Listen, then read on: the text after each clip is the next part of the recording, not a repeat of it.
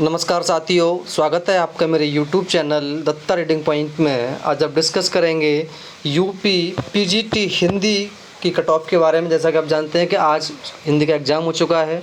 कितने क्वेश्चंस आपके सही हैं कि आपको इंटरव्यू के लिए कॉल आ सकती है, तो हम डिस्कस करेंगे। अगर आप चैनल पर नए हैं तो सबसे पहले आप इसे सब्सक्राइब कर लीजिए ताकि आपको और वीडियोज़ मिल सकें। और अगर आपने दिल्ली टीजीटी का फॉर्म भरा हुआ है तो उसके लिए प्रैक्टिस सेट करेंगे अभी, तो इसके लिए आप चैनल को सब्सक्राइब करें। हम देखेंगे सबसे पहले कितनी वैकेंसी थी। ये है, आप देख सकते हैं, ये हिंदी में बालक वर्ग में जनरल में 213 वैकेंसी, ओबीसी में 90, एससी में 58 और एसटी में केवल 2 वैकेंसी। कुल मिलाकर के 353 वैकेंसी थी यहाँ पर बालक वर्ग में। और बालिका वर्ग में 24, 12, 11 और एसटी में एक भी वैकेंसी नहीं थी। और यहाँ कुल मिलाकर के 47। तो हम विस्तृत रूप से देखेंगे कि कितने नंबर ऑफ क्वेश्चन आपके सही हैं कि आपके लिए इंटरव्यू कॉल आ सकती है। चलिए, जैसा कि कहा जा रहा है कि पेपर का जो लेवल था बहुत इजी था। हम कहें कि पेपर का लेवल इजी दिख रहा था लेकिन पेपर मॉडरेट था। कुछ क्वेश्चन में हार्ड भी थे और कुछ क्वेश्चन बहुत इजी थे। तो हम कहें कि पेपर जो था वो मॉडरेट था।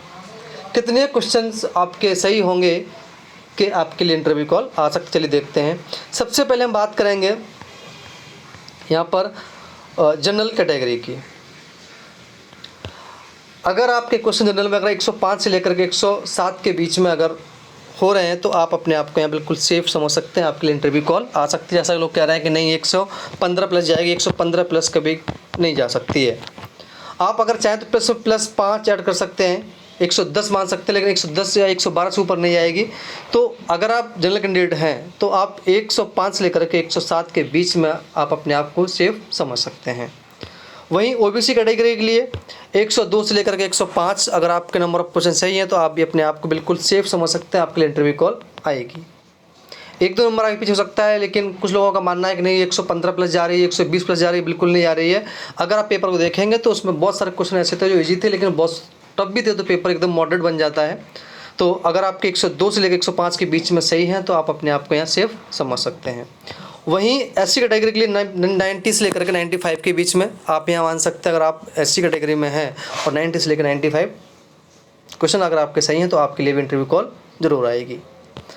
वहीं हम अगर एसटी की बात करते हैं तो एसटी में केवल 2 वैकेंसी थी, तो यहाँ 70 प्लस होने की संभावना है। बालक वर्ग में एक वैकेंसी नहीं थी, केवल बालक वर्ग में थी, वो 2 वैकेंसी थी। 2 वैकेंसी के लिए 70 प्लस कट ऑफ का लगाना बहुत मुश्किल अनुमान लगाना, तो यहाँ 70 प्लस आप मान सकते हैं।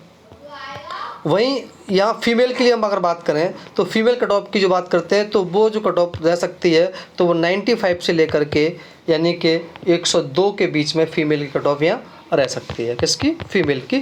फीमेल कट ऑफ जनरल से लगभग 10 नंबर कम रहती है। यहीं पर अगर हम बात करते हैं तो आप +-5 कर सकते हैं।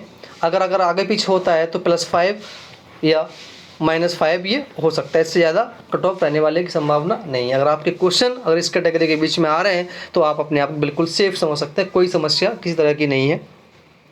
तो ये थी कट ऑफ, एक संभावित कट ऑफ, अनुमानित कट ऑफ, कितनी कट ऑफ जा सकती है।